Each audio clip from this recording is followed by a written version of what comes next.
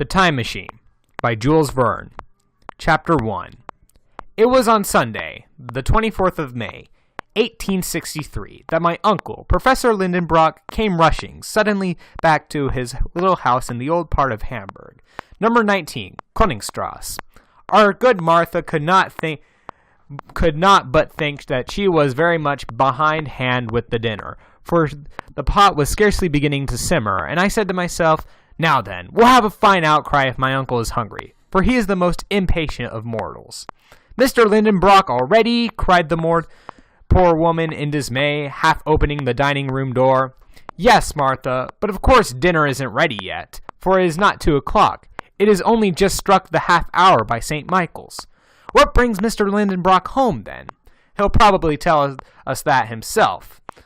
Here he comes. I'll be off. Mr. Axel, you must make him listen to reason."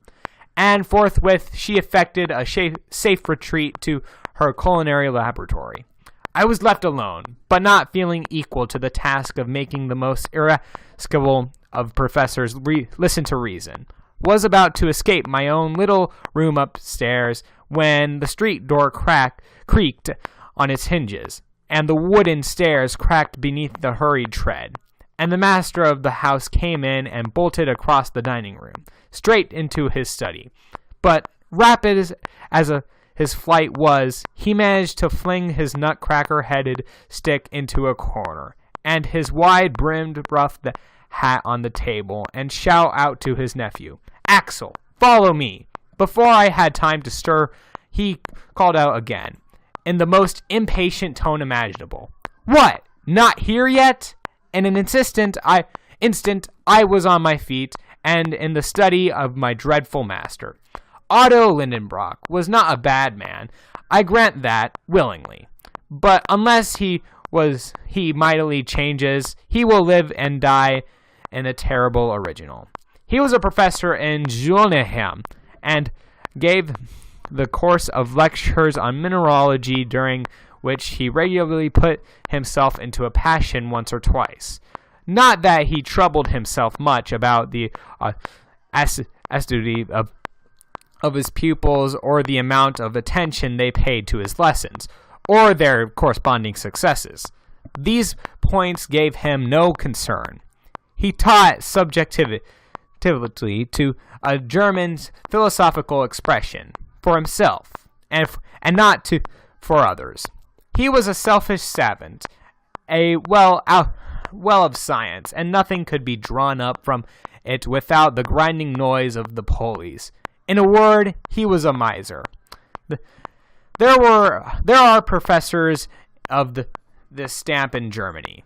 My uncle, unfortunately, did not enjoy great facility of pronunciation, unless he was with intimate friends, at least not when he spoke in public, and this is the deplorable defect of an orator.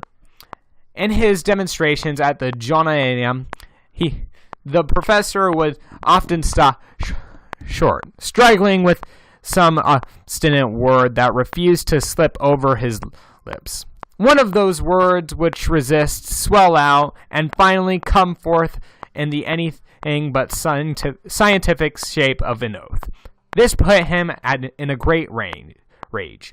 Now, in mineralogy, there are many names difficult to pronounce. Half Greek, half Latin, barbarous appellations which would blister the lips of a poet.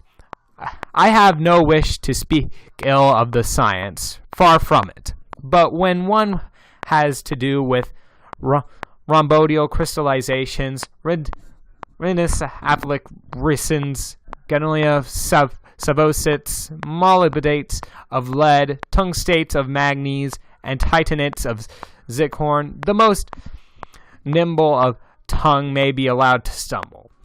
The townsfolk were aware of his pardonable infirmity of my uncle's. They took advantage of it, and were on the watch of the dangerous passages, and when he put himself in a fury, laughed at him, which was not in good taste, even for Germans. His lectures were always numerously attended, but how many of those who were most regular auditors came for anything else but to make game of the professor's grand fits of passion I shouldn't like to say. Whatever my uncle might be, I can hardly say too much. He was a true savant. Though he sometimes broke his specimens by his rough handling, he had both a genius of a geologist and the eye of a mineralogist. With his hammer and steel pointer and magnetic needle, his blowpipe and his flask of nitric acid was a master indeed. By the fracture, the hardness and fusibility, the ring, the smell of any mineral, whatever, he classed it without hesitation among the 600 species science numbers today. The name Lindenbrock was consistently mentioned with honor in gymnasiums and national associations. Humphrey Davy, Humboldt, and Captains Franklin and Sabine paid him a visit when they passed through Hamburg. Becquerel, Ebelman, Brewster, Dumas, Millie Edwards, St. Clair Deville took pleasure in consulting him on most stirring questions of chemistry, a science which was indebted to him. For discoveries of considerable importance, and 1853 a treatise on transcendent crystallography by Professor Otto Lindenbrock was published at Leipzig, a large folio, which did not pay its cost, however. Moreover, my uncle was a curator of the Museum of Mineralogy, belonging to M. Struve, the Russian ambassador, a valuable collection of European celebrity. Such then was personage who summoned me so impatiently. Fancy yourself a tall, spare man with an iron constitution and a juvenile fairness of complexion which took off full 10 years of his 50. His large eyes rolled about incessantly behind his great goggles. His long, thin nose resembled a knife blade. Malicious people declared it was magnetized and attracted steel feelings. A pure calumny, it attracted nothing but snuff. But, to speak truth, a superabundance of that. When I have added that my uncle made mathematical strides of 3 feet at every step, and marched along with his fist firmly clenched, a sign of an impetuous temperament, you will know enough of him not to be over-anxious for his company. He lived in his little house in Königsstrasse, a dwelling built partly of brick and partly stone, with a crenelated gable end, which looked on to one of those winding canals which intersect each other in center of the oldest part of Hamburg, which happily escaped the Great Fire in 1842. The old house leaned forward slightly and bulged out toward the passerby. The roof inclined on one side, and the position a German student belonging to the Tugendbund wears his cap. The perpendicular of the house was not quite exact, but on the whole, the house stood well enough, thanks to the old elm firmly embedded in the facade, which pushed its flower buds across the window panes in spring. My uncle was pretty rich for a German professor. The house was his own and all its belongings. These belongings were his godchild, Gauben, a Verland girl, 17 years old, his servant Martha, and myself. In my double quality of nephew and orphan, I became his assistant in his experiments. I must confess I have a great appetite for geological science. The blood of mineralogists flows in my veins, and I never grow weary in the society of my beloved stones. On the whole, it was possible to live happily in this little house in Königsstrasse, notwithstanding the impatience of its owner, for though he had a rough fashion of showing it, he loved me for all that. But the fact was, he was a man who could not wait, and was in a greater hurry than nature. When he used to plant mignonette and convulses in his terracotta pots in the spring, every morning he went regularly and pulled their leaves to hasten their growth. With such an original, was no alternative but to obey, so I darted into the study immediately. Chapter 2. The study was a complete museum. Every specimen of a mineral kingdom was to be found there, all labeled in a most perfect order, in accordance with the three great divisions of minerals: the flammable, the metallic, and the lithoid. How well I knew this alphabet of mineralogical science! How many a time, instead of loitering about with boys of my own age, I amused myself by dusting these graphites and anthracites, and pit coal and touchstones and the bitumens and the resins and organic soils, which had to be kept from the least particle of dust, and the metals from iron up to gold, the relative value of which disappeared before the absolute equality of scientific specimens. And all those stones enough to build the little house in Konistrasse over again, and an extra room besides, which I would have fitted up so nicely for myself. But when I entered the study now, I scarcely thought of those wonders. My mind was entirely occupied with my uncle. He had buried himself in a big armchair, covered with Utrecht velvet, and held a book in his hands, gazing at it with the most profound admiration. "What a book! What a book!" he exclaimed. This reminded me that Professor Lindenbrock was also given the bibliomania in his leisure moments. But an old book would have no value in his eyes unless it could not be found anywhere else, or at all events could not be read. "What? Don't you see it then?" he went on. It is a priceless treasure. I discovered it this morning while I was rummaging about in Hellevin's, the Jew's shop. "Magnificent!" I replied with forced enthusiasm. Really, what was the good of making such a fuss about an old quarto volume, the back and sides of which seemed bound in coarse calf, a yellowish old book with a faded tassel dangling from it? However, the professor's vocabulary of adjectives was not yet exhausted. "Look," he said, asking himself questions and answering them in the same breath. "Is it handsome enough? Yes, it is first rate. And what binding? Does it open easily? Yes, it lies open at any page, no matter where. And does it close well? Yes, for binding and leaves seem in one completely. Not a single breakage in this back over 700 years of existence. Ah, this binding that Bozerian, Kloss, and pure gold might have been proud of." All the while he was speaking, my uncle kept opening and shutting the old book. I could not do less than ask him about the contents, though I did not feel the least interest in the subject.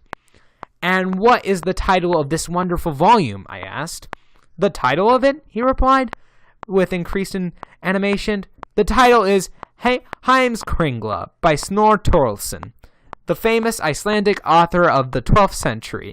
It is the chronicle of Norwegian princes who reigned in Iceland." "Indeed," I said, doing my best to appear enthusiastic. It is translated into German, of course." "Translated?" cried the professor in sharp tone. "What should I do with a translation? Who cares for translations? It is the original work in the Icelandic, the magnificent idiom at once grand and simple, which now allows of the most varied grammatical combinations and the most numerous modifications of words." "Like German," I said, making a lucky hit. "Yes," replied my uncle, shrugging his shoulders, "without taking into account that the Icelandic language has 3 numbers like the Greek, and declines proper names like the Latin." "Does it?" said I. little roused from my indifference. And is the type good? Type? Who is the talking of type? You poor ignorant Axel. So you suppose this was printed? You ignoramus. This is a manuscript, and a runic manuscript too. Runic? Yes. Are you going to ask me to explain that word next? Not if I know it, I replied in a tone of wounded vanity. But my uncle never heeded me and went on with his instructions, telling me about the things I did not care to know. The runic characters were formerly used in Iceland, and according to tradition, invented by Odin himself. Look at them and admire them, impetuous young man. These types sprang from the imagination of a god. The only reply I could think of was to prostrate myself, for this sort of answer must be as pleasing to the gods as to men, since it has the advantage of never embarrassing them. But before I could do this, the current of the conversation was changed in an instant by the sudden appearance of a dirty parchment, which slipped out of the old book and fell on the floor. My uncle pounced on its treasure with avidity, as can be easily be supposed. An ancient document, shut up in an old volume, perhaps from the time immemorial, could not fail to be priceless value in its eyes. "What is this?" he exclaimed, carefully spreading out on his table a piece of parchment 5 inches long and 3 inches wide, on which some incomprehensible characters were inscribed in long transverse lines.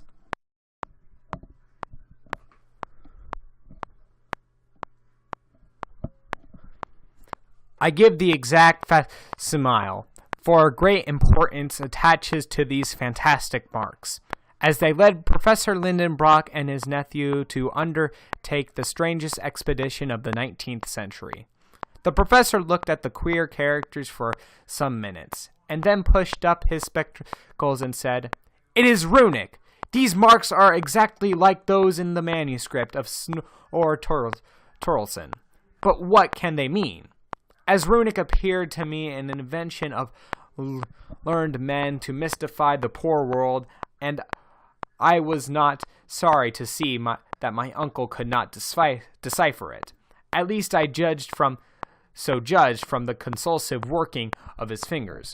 Yet it is the ancient Icelandic," he muttered to himself, and Professor Lindenbrock could not know this, for he was considered a veritable polyglot. Not that he could speak fluently in the 12,000 languages and 4,000 dialects used on the surface of the globe, but he was familiar with the good part of them. A difficulty like this, then, was sure to rouse all the impetuosity of his nature, and I was just expecting a violent scene, when 2 o'clock struck and Martha opened the study door and said, "Soup is on the table. Pitch the soup to the devil and cook too, and those who eat it." Martha fled and I scampered after her, and hardly knowing how, I found myself in a accustomed seat in the dining room. I waited a few minutes. The professor did not come. This was the first time, to my knowledge, that he had ever neglected the grave business of dinner. And what a dinner, too! Parsley soup, a ham omelette, a sorrel à la muscade, a loin of veal, and a compote of plums, and for dessert, crevettes au sucre, and all washed down with sparkling Moselle wine. All this, that what my uncle was going to lose for the sake of an old paper. Really, as a devoted nephew, I felt obligated to do his share of eating as well as my own. I did it conscientiously. "I never saw the like of this," exclaimed our good Martha. "Mr. Lindenbrock not to come to dinner. It is incredible. This bodes something serious," went on the old servant, shaking her head. In my opinion, it boded nothing except a frightful outbreak when my uncle found his dinner devoured. I was just finishing my last cravat when a loud thundering summons tore me away from my vulturous enjoyment. I made one bound into the study. Chapter 3. "It is evidently runic," said the professor, knitting his brows, "but there is a secret in it, and I will discover it, or else." A violent gesture completed his sentence. "Sit down there," he added, pointing to the table with his fist, "and write." I was ready in an instant. "Now then, I am going to dictate to each letter of our alphabet which corresponds to one of these Icelandic characters. We shall see what that will give us. But by St. Michael, take care of you, make no mistake." The dictation commenced. I did my best. Every letter was called out after another, and formed the following incomprehensible succession of words.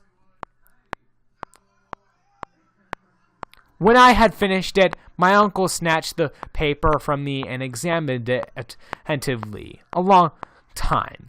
What can it mean?" he repeated mechanically. On my honor, I could not tell him. Besides, he did not ask me. He was speaking to himself.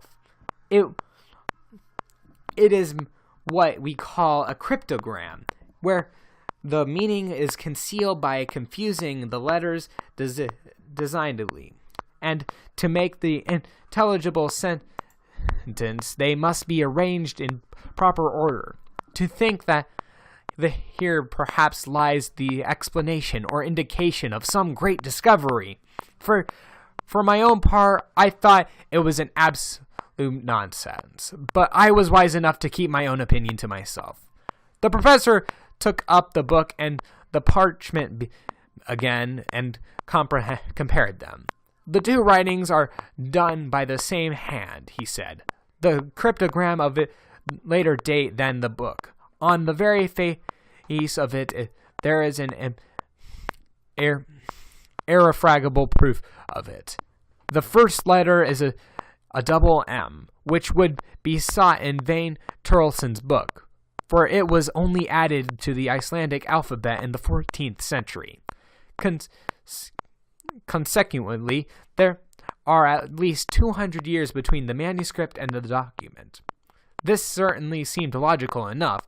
I therefore come to the conclusion," continued my uncle, "that these mysterious characters were inscribed by someone who came into possession of the book. But who on earth was it? Could he have put his name, I wonder, in any part of the manuscript?" And my uncle pushed up his spectacles and, taking a powerful magnifying glass, began to examine carefully the first pages of the book. On the back of the first leaf he discovered the spot, which looked like a blot of ink, but on closer inspection sundry letters, half obliterated, and could be distinguished.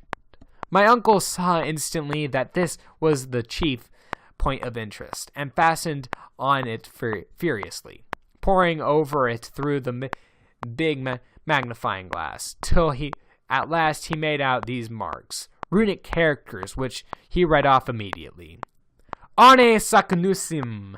he cried in a triumphant tone. "Why, that is a name, an Icelandic name, too, that of celebrated alchemist, a savant who lived in the 16th century." I looked at my uncle with a feeling of admiration. "These alchemists," he went on, "Avicenna, Bacon, Lully, Parliclius, were the only savants of their time. They made discoveries which may well astonish us. Why should not this Saknussemm have hidden under this incomprehensible cryptogram the secret of some surprising invention? It must be so, it is." The professor's imagination was enkindled at hypothesis. "No doubt," I ventured to reply, "but what interest could the savant have in concealing a wonderful discovery?" Why, I don't know. Didn't Galileo act about Saturn? Besides, we shall soon see. I will get the secret of this document. I will neither eat nor sleep till I find out. Oh, I thought. No more shall you, Axel. Plague it, I said to myself. That it's a good job I have had a dinner for two today. The first thing to be done, said my uncle, is to find the language of the cipher. I pricked up my ears at this. My uncle continued his soliloquy. Nothing is easier in this document. There are 132 letters, in which there are 79 consonants and 53 vowels. Now, this is just the proportion found in the words of Southern language, while the Northern idioms are far richer than in consonants. Consequently, this must be in a Southern language. His conclusions were very just. But what language is it? It was this I waited for him to tell me, for I knew he was a profound analyst. This Sakunusium, he went on, was a learned man, and since he did not write in his mother tongue, he would be sure to employ the language in common used among the cultivated minds of the 16th century. I mean the Latin, if I am mistaken. I could try the Spanish, the French, the Italian, the Greek, the Hebrew, but the learned in the 16th century generally wrote in Latin. I may rightly then say a priori this is in Latin. I started, for my recollections of Latin Italy revolted against the present pretension of this assemblage of uncouth words to belong to the soft tongue of Virgil. Yes, Latin, repeated my uncle, but tangled Latin. So be it, I thought, and if you distangle it, my uncle, you'll be clever. Let us examine it thoroughly, he said, taking up the sheet again on which he had been writing. Here are 132 letters in evident disorder. In some words there are nothing but consonants, as in the first MRNLLSS. Others were the vowels on the contrary, about the fifth. For example, UNTEIEF, or the last but one, OSEIBO. Now this arrangement has clearly not been designed. This is the mathematical result of the unknown law which ruled the succession of these letters. It seems to me certain that the primitive phrase has been written regularly, and then turned upside down. According to some law, I must find out. Anyone who had the key to decipher could read it fluently. But where is the key? Have you got it, Axel? I made no reply, and for good reason. My gaze was fixed on a portrait hanging on the wall opposite of me. A portrait of Gräuben, my uncle's ward, who was just now at Altona on a visit to her relations, and her absence made me very unhappy. For I may as well confess it now, the pretty Verlandice and the professor's nephew loved each other with true German patience and placidity. We were betrothed, though unknown to my uncle, who was too much of a geologist to understand such sentiments. Gräuben was a charming young girl, a blonde with blue eyes, rather inclined to be grave and solemn, but loving me none the less for that. For my part, I worshipped her, if there is such a word in the Teutonic language. The image of my little Verlandice transported me in an instant from the world of realities to a world of fancies and memories. I could see my faithful companion in labors and pastimes. Every day she helped me to put my uncle's precious collection of stones in order and put on the labels. Indeed, Miss Gräuben was quite a mineralogist. She would have put more than one savant into the blush. She loved to dive into the deepest questions of science. What delightful hours we had spent in studying together, and how often I had evicted the unconscious stones handled by her charming hands. And when our tasks were over, how we used to go out and wander along the shady walks by the Ulster, and then repair to the old black tarred mill, which looks so picturesque at the far end of the lake, chatting all the way and holding each other's hands. I used to tell her droll stories which made her laugh heartily, and beguiled the time till we reached the banks of Elbe. After saying good night to the swans which swim about along the tall white irises, we returned to the quay of the steamboat. I had just got to this point when my daydream was rudely interrupted by a violent rap on the table from my uncle's knuckles, which recalled me to reality. "Look here," he said. "It seems to me that one wished to mix up and confuse any sentence. The first thing he would think of would be to write the words vertically instead of horizontally, in groups of 5 or 6. Indeed, thought I, we must see what that makes. Write some sentence on this bit of paper, but instead of putting the letters on one after another, put them in vertical columns, grouping them in numbers of 5 or 6. I understood what he meant and immediately wrote from top to bottom. "Very good," said the professor without reading it. "Now arrange these words in horizontal lines." I obeyed, and this sentence was the result. "Perfectly so," said my uncle, seizing the paper from my hands. "This has the look of the old document already. Vowels and consonants are grouped in the same order. There are even capitals in the same way in the middle of words, and also commas, exactly as in the parchment of Sakuzum." I could not but think these remarks were very ingenious.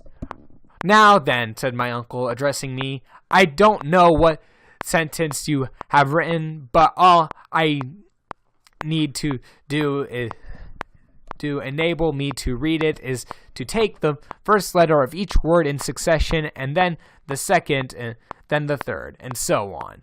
And to his great amazement, and certainly still more to mine, my uncle read, "J'aime bien ma petite Graubin." "Eh? What?" said the professor.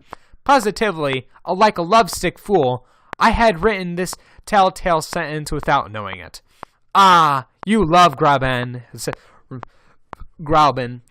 resumed the professor in a thoroughly magisterial tone. "Yes, no," I stammered out. "Ah, you love Graubin," he repeated mechanically. Well, let us try my method with the document in question." My uncle was completely absorbed in his subject of contemplation, and I already forgot in my imprudent words. I say imprudent, for a savant's head cannot understand affairs du coeur, but fortunately, the great business of document carried him away completely. Professor Lindenbrock's eyes flashed like lightning through the spectacles, and his fingers trembled as he took up the old parchment again. To make his important experiment, he was greatly excited. At last he coughed violently, and in a grave tone read out the following letters, naming successively the first each word and then the second, and so on as he had done in my unfortunate sentence. I must confess I felt incited as I ended the series. The letters themselves, named one by one, sounded perfectly meaningless, but I fully expected to hear my uncle come out in a pompous style with some magnificent piece of Latinity. But who could have thought it? Instead of this tremendous thump of his first sent the table spinning, jerked out the ink, and made my pen fly out of my hands. "That's not it," he thundered out. "It does not make sense." Next minute he was off like a shot, rushing down the stairs with the speed of an avalanche. and away into the street as fast as his legs could carry him.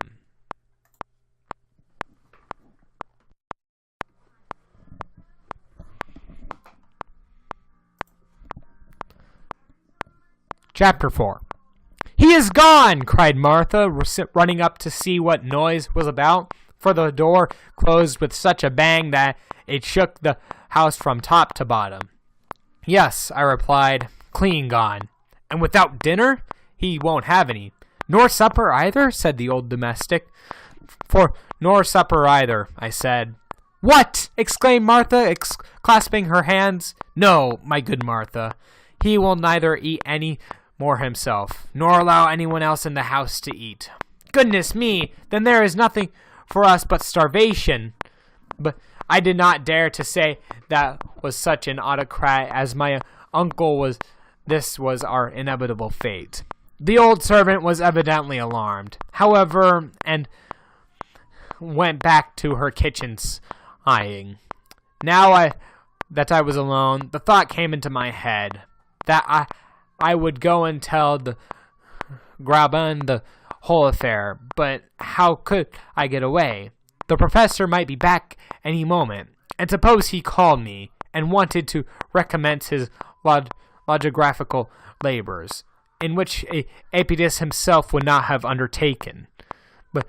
And if I am not too forthcoming, what would be the consequence? The wisest plan was to stay, and I had plenty to do, for a mineralogist in Besançon had just forwarded us a collection of siliceous nodules, which had to be classified. I set to work, picking out, labeling, and arranging their glass case and all these hollow stones, full of small glittering crystals. But this occupation did not engross me entirely. Strangely enough, I could not get the old document out of my mind. My brain was disturbed, and an uneasy feeling began to steal over me. I had the presentiment of some approaching catastrophe. In the course of an hour, all the stones were in their right places. I ensconced myself in the large velvet easy chair, swinging myself and throwing back my head. I lighted my hookah and curb of which represented a naiad, reclining carelessly. I amused myself with watching the progress of carbonization, which was gradually turning my naiad into thorough negress, and kept listening for footsteps on the stair.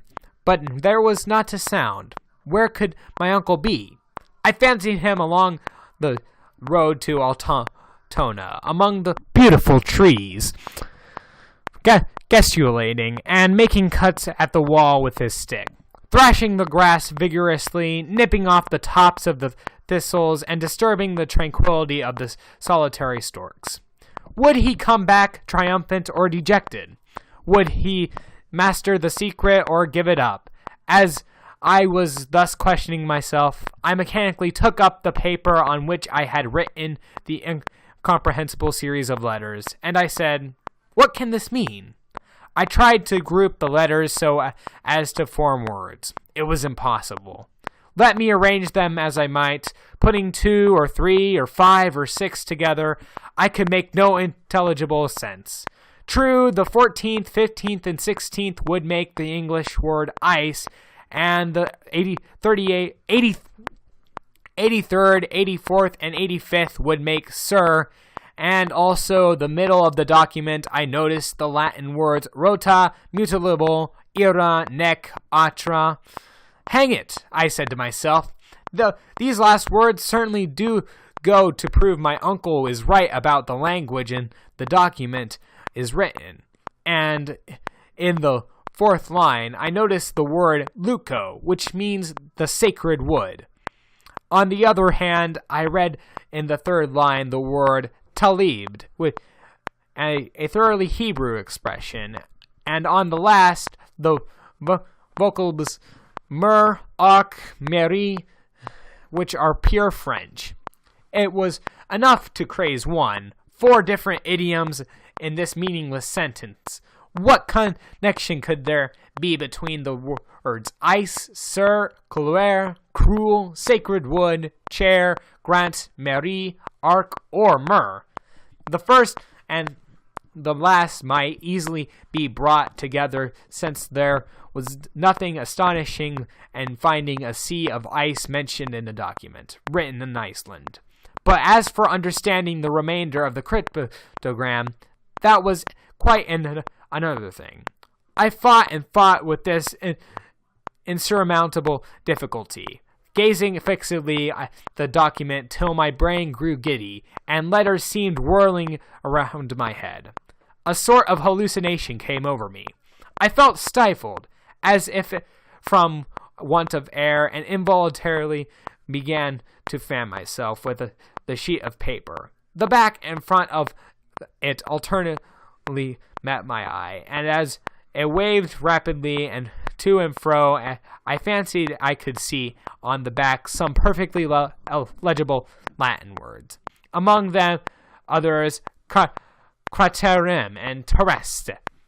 Light broke in on my mind instantly. I caught a glimpse of clue. I had found the key to the cipher. To understand this document, it was not even necessary to read it through the back of the page. No, just as it was, exactly as it had to be dictated to me, it could be spelled out easily. The professor was right in his arrangement of letters, and right about the language of the document. A mere nothing would enable him to read the whole sentence fluently, and this mere nothing chance had just revealed to me. It may be imagined how excited I was. My eyes began to swim, and I could scarcely see. I had spread out the paper on the table, and one glance would make me professor of the secret. At last, I managed to calm myself somewhat, and made myself walk twice around the room to quiet my nerves, and then dropped again into capacious armchair. "Now, then, we'll read it," I exclaimed, taking a long breath. I leaned over the table, and placing my finger on each letter in succession, read the whole sentence aloud. But what stupefaction! What terror seized me! I sat motionless, as if paralyzed. What? Had anyone really ever done what I had just read? Had any mortal man been bold enough to make the search? But no, no, I cried, leaping up from my chair. My uncle shall not know it. He would not be satisfied with the mere knowledge of the fact. He would undertake the journey for himself. Nothing could hinder him. Such a daring geologist as he is would start off in spite of everything, come what might, and he would drag me with him, and we should never return. Never, never. I cannot describe the state of my agitation. No, no, that shall never be, I said, passionately, and since I can prevent my tyrant from getting such a in his head, I will. If he were to begin twisting and turning the document about, he might chance to discover the key. We'll destroy it. There was still a spark of fire in the grate. I snatched up both the sheet of paper and the parchment of Sakuzum, and, with a feverish hand, was just going to fling them in the hot embers and make an entire end of the dangerous secret, when the study door opened and my uncle appeared. I had only just time to replace the unfortunate document on the table.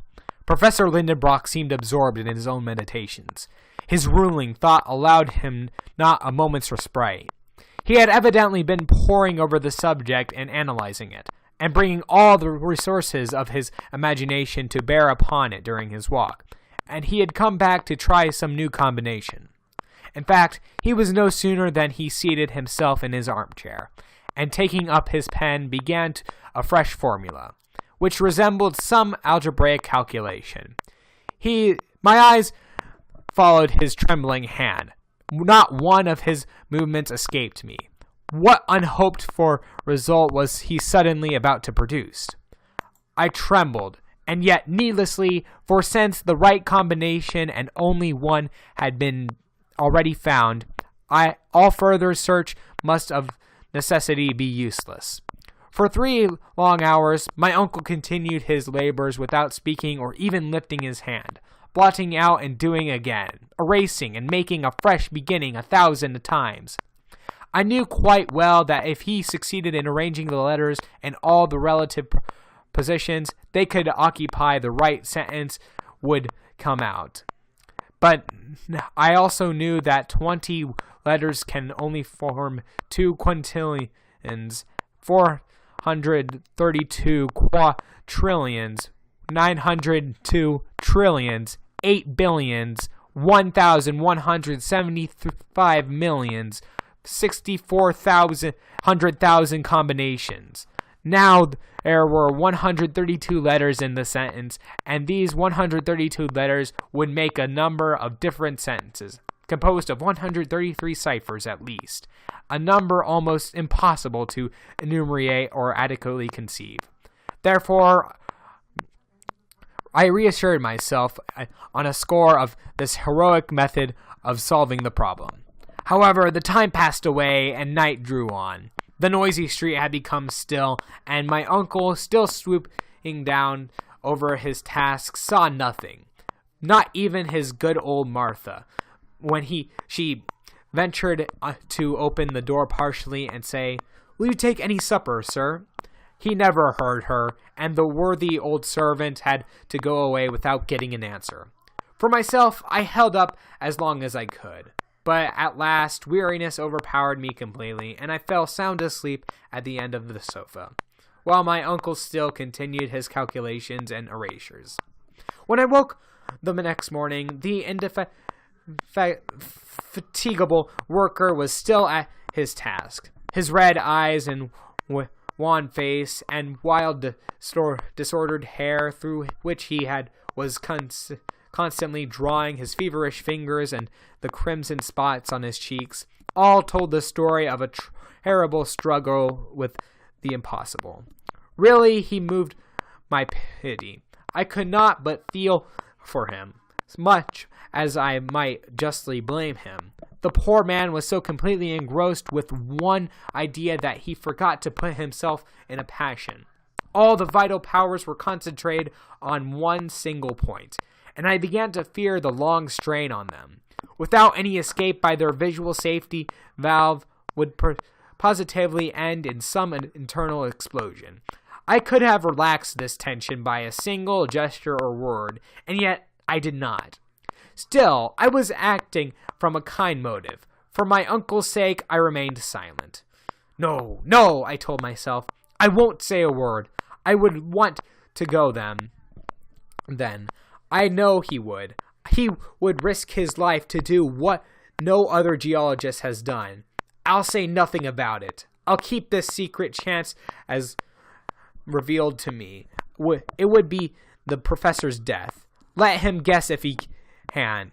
I'll not have to reproach myself, at any rate, with having disclosed it. My resolution taken, crossed my arms and waited, but I could not prepare for a circumstance which occurred some hours later. When Martha went to go out as usual to market, she found the door locked. The great key was gone. Who had taken it? My uncle must, of course, when he was taking his hasty walk in the night before. But he had taken it purposely, or through inadvertence. Did he really want to subject us to the horrors of starvation? This seemed to me going too far. Were Martha and I to be victimized for what did not concern us in the least? No doubt of it, for I remembered a precedent which might well frighten us. Some years before, when my uncle was engaged on his great mineralogical classification, he ate nothing whatever for 48 hours, and made his entire household feed on his scientific diet. I well remember the sharp twingings in his internal regions, and I got through it. For such a diet was not very satisfying for a boy like me, naturally inclined to be rather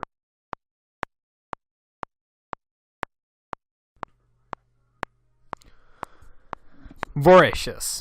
It certainly appeared we might have to dispense with breakfast, as we had with supper the preceding night. However, I determined to be heroic and stand out in spite of hunger. Martha was quite distressed, and looked very grave over it. What troubled me most was that I could not get out of the house. That was a great grievance, as may easily be supposed. My uncle still labored on. His imagination was wandering in the ideal world of combinations. He lived above the earth, and really above earthly wants. Toward noon, the pangs of hunger made themselves seriously felt. Martha, innocently enough, had eaten up all that was left in the larder the night before. There was nothing whatever in the house. I still stood out, though. I made it a point of honor. 2 o'clock struck. The thing was becoming ridiculous, even intolerable. I began to see matters in a different light. I thought I had been exaggerating the importance of the document, that my uncle would not believe it, that he would consider it a mere hoax, and that even if the worst came to worst, and he wished to attempt the adventurous journey, he could be prevented by main force. And finally, I thought he may, perhaps, discover the secret for himself, and I should only get my fasting for my pains. These appeared excellent reasons to me now, though the night before I had rejected them and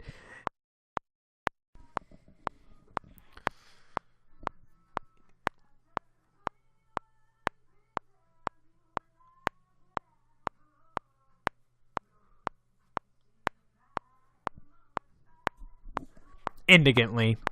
Even I thought I had been acting absurdly in waiting so long, and determined to give the solution of the mystery without further delay. I was just waiting for a suitable opportunity, not wishing to be too abrupt, when the professor got up and, taking his hat, was about to go out. What? I was going to let him leave the house and shut us all in again? Never. Uncle, I said. He did not seem to hear me. Uncle Lindenbrock, I repeated in a louder tone. What? He said, like a man suddenly roused from sleep.